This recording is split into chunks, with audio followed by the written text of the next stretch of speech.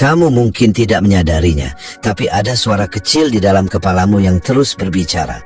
Kadang berbisik, kadang berteriak.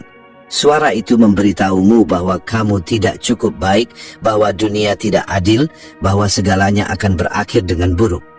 Suara yang tanpa henti mengulangi ketakutan, kecemasan, dan rasa putus asa.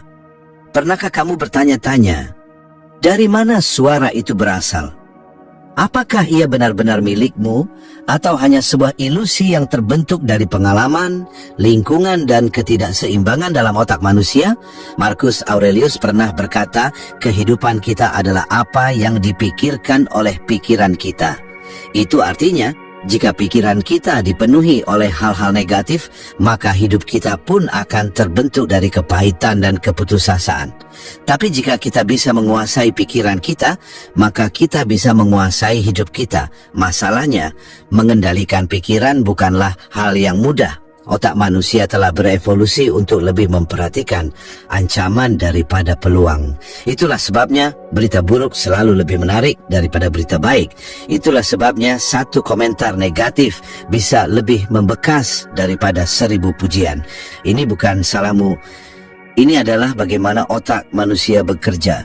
Fakta menariknya, ada bagian otak yang bertanggung jawab atas kecenderungan kita untuk terjebak dalam pikiran negatif, korteks prefrontal dorsomedial. Semakin aktif bagian ini, semakin sering kita terjebak dalam lingkaran pemikiran yang berulang-ulang, mempertanyakan diri sendiri, mengulang kesalahan, dan menciptakan skenario buruk yang bahkan belum terjadi. Tapi jika pikiran negatif adalah bagian dari cara kerja otak, apakah itu berarti kita tidak bisa berbuat apa-apa? Tidak, justru sebaliknya.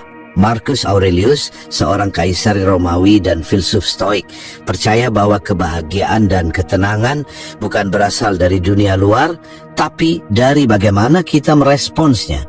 Kita mungkin tidak bisa mengontrol dunia, tapi kita bisa mengontrol pikiran kita. Dan itu yang akan kita bahas hari ini. Bagaimana kita bisa membunuh pikiran negatif sebelum ia menghancurkan kita? Bagaimana kita bisa melawan pola pikir yang sudah tertanam begitu dalam? Bagaimana kita bisa mengambil kendali penuh atas diri kita sendiri, seperti seorang stoik sejati? Saya akan membagikan kepadamu cara-cara praktis untuk mengatasi pikiran negatif berdasarkan filsafat stoikisme dan ilmu tentang otak manusia. Jika kamu merasa hidupmu sering dikuasai oleh rasa takut, kecemasan, atau keputusasaan, tonton video ini sampai akhir. Karena mungkin ini adalah momen di mana kamu akhirnya menemukan jawaban yang selama ini kamu cari. Dan jika kamu ingin terus belajar bagaimana cara berpikir lebih kuat, lebih tenang, dan lebih bijaksana, pastikan kamu berlangganan. Mari kita mulai.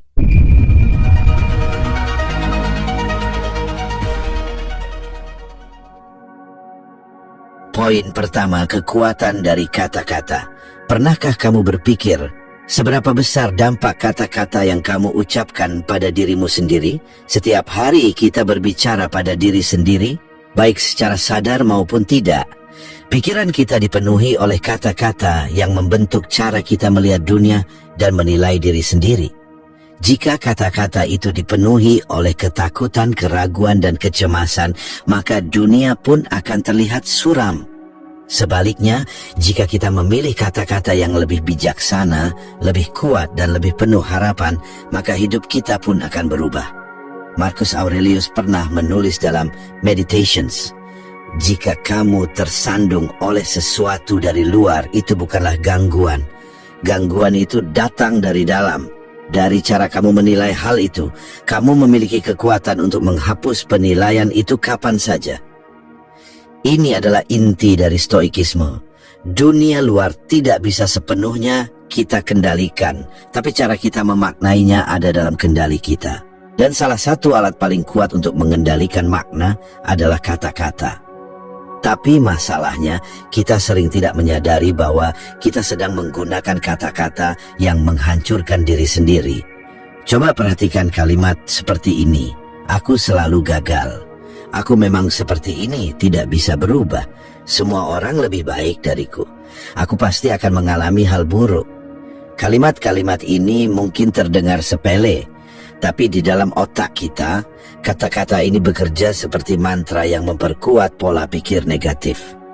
Ilmu saraf menunjukkan bahwa ketika kita mengulang suatu pemikiran secara terus-menerus, otak kita membentuk jalur saraf yang semakin kuat untuk pemikiran tersebut. Ini seperti membuat jalan setapak di hutan.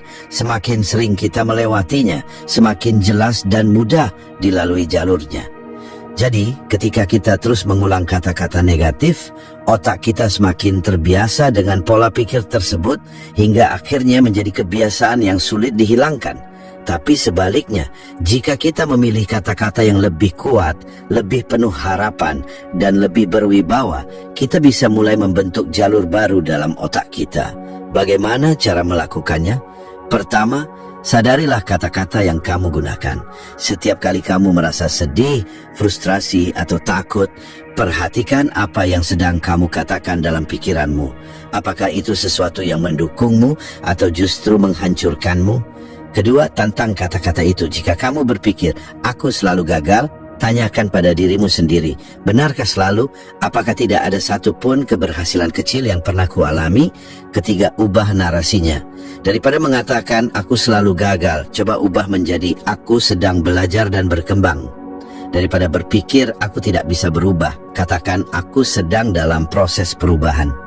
Ini bukan tentang berpura-pura positif atau menipu diri sendiri.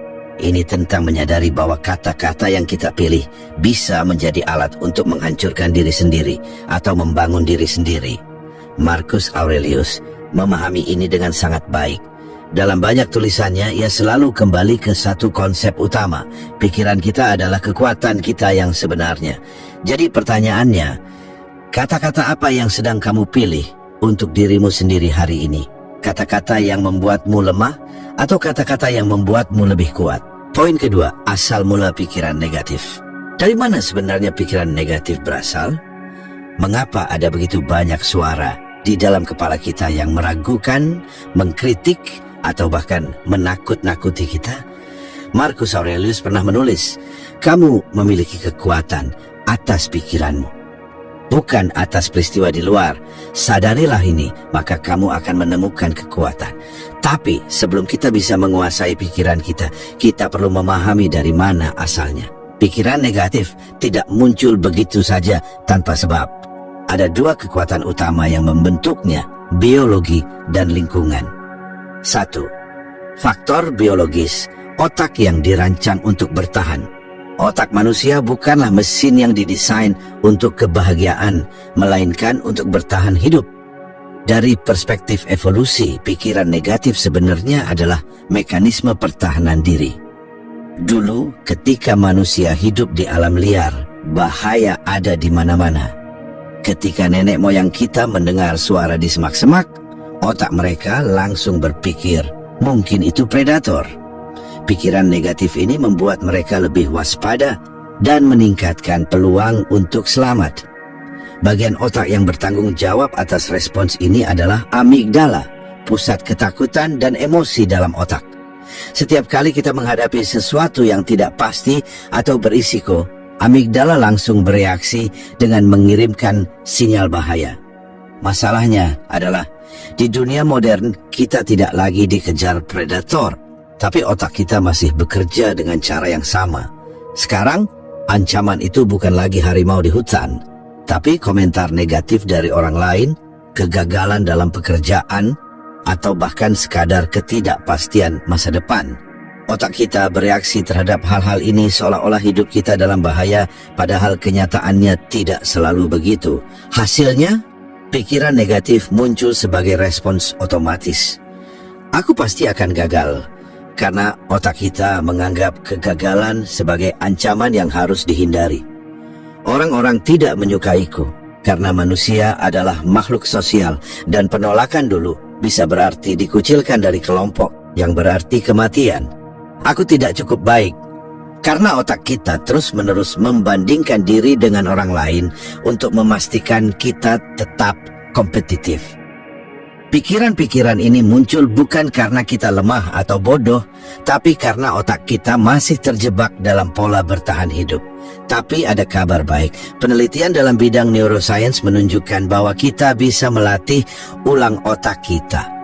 Dengan memahami bagaimana pikiran negatif terbentuk, kita bisa mulai mengendalikan responsnya alih-alih hanya menjadi korban dari mekanisme ini. Faktor lingkungan, pengaruh yang membentuk pola pikir. Selain faktor biologis, lingkungan kita juga memainkan peran besar dalam membentuk pikiran negatif. Sejak kecil, kita dikelilingi oleh berbagai pengaruh, keluarga, teman, guru, media, yang secara tidak langsung menanamkan pola pikir tertentu dalam diri kita. Jika seseorang tumbuh dalam lingkungan yang penuh dengan kritik, penolakan, atau ekspektasi yang tidak realistis, otaknya akan membentuk jalur pikiran negatif yang kuat. Mereka akan lebih cenderung merasa tidak cukup baik, tidak berharga, atau takut gagal. Sebaliknya, jika seseorang tumbuh dalam lingkungan yang mendukung, penuh dorongan dan mengajarkan pola pikir yang sehat, mereka akan lebih mampu mengendalikan pikiran negatif. Tapi apa yang terjadi ketika kita sudah dewasa dan menyadari bahwa kita memiliki banyak pola pikir negatif dari masa lalu? Apakah itu berarti kita sudah terlambat untuk berubah? Tentu tidak. Marcus Aurelius percaya bahwa setiap manusia memiliki kendali atas pikirannya sendiri. Tidak peduli bagaimana masa lalu kita selalu bisa memilih bagaimana kita akan berpikir mulai sekarang. Dan ini adalah langkah pertama untuk membunuh pikiran negatif, menjadi sadar akan asal mulanya. Ketika kamu mulai merasa cemas, takut, atau meragukan diri sendiri, tanyakan ini pada dirimu. Apakah ini benar-benar bahaya nyata atau hanya respons otakku yang berlebihan? Dari mana pikiran ini berasal? Apakah ini sesuatu yang kupelajari dari lingkungan? Apakah aku ingin terus membawa pola pikir ini dalam hidupku? Pertanyaan-pertanyaan ini tidak serta-merta menghilangkan pikiran negatif, tapi mereka memberimu kendali. Dan dengan kesadaran, kamu bisa mulai mengubah caramu meresponsnya. Seperti yang dikatakan Marcus Aurelius, jangan biarkan pikiranmu diperbudak oleh hal-hal yang berada di luar kendalimu. Fokuslah pada apa yang bisa kamu ubah. Dan apa yang bisa kamu ubah? Cara kamu berbicara pada dirimu sendiri, cara kamu memahami lingkungan sekitarmu, dan cara kamu memilih untuk merespon setiap pikiran yang muncul. Pikiran negatif bukan sesuatu yang harus kamu takuti. Mereka hanyalah refleksi dari otak yang mencoba melindungimu, tapi terkadang dengan cara yang tidak lagi relevan. Jadi sekarang pertanyaannya adalah, apakah kamu akan membiarkan pikiran-pikiran ini mengendalikan hidupmu, atau kamu akan mulai mengambil kendali atas mereka? Poin ketiga, kelilingi dirimu dengan hal-hal positif. Setelah memahami asal mula pikiran negatif, langkah berikutnya adalah mengendalikan lingkungan yang mempengaruhi pikiranmu setiap hari. Karena meskipun kita memiliki kekuatan untuk mengubah pola pikir kita, lingkungan tetap memainkan peran besar dalam membentuk cara kita melihat dunia. Marcus Aurelius mengatakan, jiwa kita diwarnai oleh pikiran-pikiran kita sendiri. Tapi dari mana pikiran itu berasal? Sebagian besar datang dari apa yang kita lihat, dengar, dan alami sehari-hari. Jika kamu terus-menerus dikelilingi oleh hal-hal yang memicu kecemasan, ketakutan, atau rasa tidak cukup baik, maka otomatis pikiranmu akan menyerap energi negatif itu. Dan sebaliknya, jika kamu mengisi hidupmu dengan pengaruh yang positif, maka itu akan mengubah pola pikirmu secara alami. Tapi bagaimana caranya? Ada beberapa hal yang perlu kamu perhatikan. Pertama, perhatikan siapa yang berada di sekitarmu. Otak manusia secara alami meniru lingkungan sosialnya. Ada fenomena psikologi yang disebut efek sosial, di mana cara berpikir dan bertindak kita sangat dipengaruhi oleh orang-orang di sekitar kita. Jika kamu terus bergaul dengan orang-orang yang suka mengeluh, pesimis, atau selalu melihat hidup dari sudut pandang negatif, maka tanpa sadar, kamu akan ikut berpikir seperti mereka. Sebaliknya, jika kamu mengelilingi dirimu dengan orang-orang yang optimis, penuh semangat, dan memiliki pola pikir yang sehat, maka pola pikirmu juga akan berubah ke arah yang lebih baik. Pertanyaannya, apakah berarti kamu harus meninggalkan teman atau keluarga yang memiliki energi negatif? Tidak selalu. Tapi kamu harus sadar akan pengaruh mereka terhadap pikiranmu. Jika ada orang-orang di sekitarmu yang selalu merendahkan atau membuatmu merasa buruk tentang diri sendiri, tanyakan pada dirimu, apakah mereka benar-benar membawa kebaikan dalam hidupku? Apakah setiap kali aku berbicara dengan mereka, aku merasa lebih baik atau lebih buruk? Apakah aku bisa membatasi interaksi dengan mereka atau setidaknya mengendalikan bagaimana aku merespons mereka? Stoikisme mengajarkan bahwa kita tidak bisa mengontrol orang lain, tapi kita bisa mengontrol bagaimana kita merespons mereka. Jika kamu tidak bisa menghindari orang-orang negatif, maka pastikan kamu tidak menyerap energi mereka. Seperti yang dikatakan Marcus Aurelius, ketika kamu bangun di pagi hari, ingatlah bahwa kamu akan bertemu dengan orang-orang yang suka mencampuri urusan orang lain, tidak tahu berterima kasih, sombong, curang, iri, dan egois. Tapi mereka seperti itu karena tidak tahu mana yang baik dan buruk. Kamu harus tetap berbuat baik, karena mereka tidak bisa benar-benar menyakitimu, kecuali kamu membiarkan mereka masuk ke dalam hatimu. Artinya kamu tetap bisa menjaga ketenanganmu meskipun berada di tengah lingkungan yang negatif. Tapi jika memungkinkan, kelilingilah dirimu dengan orang-orang yang mengangkatmu, bukan yang menjatuhkanmu. Kedua, pilih apa yang kamu konsumsi secara mental. Di era digital seperti sekarang, lingkungan kita tidak hanya terdiri dari orang-orang di sekitar kita, tapi juga informasi yang kita konsumsi. Berapa banyak waktu yang kamu habiskan setiap hari untuk membaca berita negatif, melihat drama di media sosial, atau membandingkan hidupmu dengan orang lain di internet? Tanpa disadari, semua itu memengaruhi cara otakmu berpikir. Neuroscience menunjukkan bahwa apa yang kita lihat dan dengar terus-menerus akan membentuk jalur saraf dalam otak kita.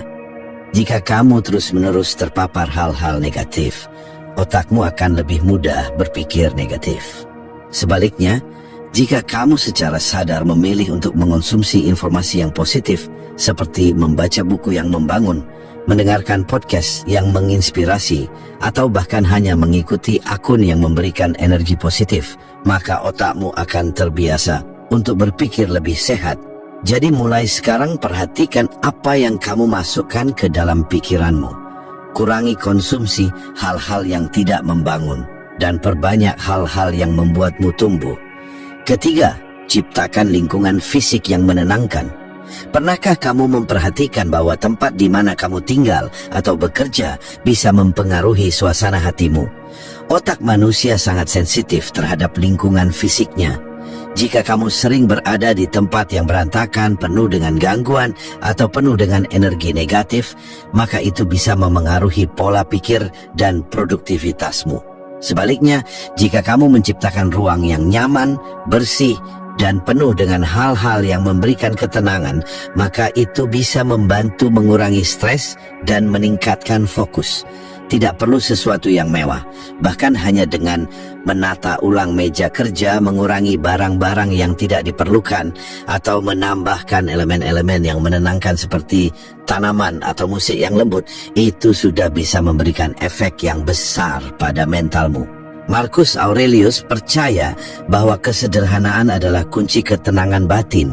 Dia hidup sebagai seorang kaisar, tapi tetap mempertahankan gaya hidup yang sederhana, karena dia tahu bahwa lingkungan yang tenang akan membantu pikirannya tetap jernih. Keempat, batasi interaksi.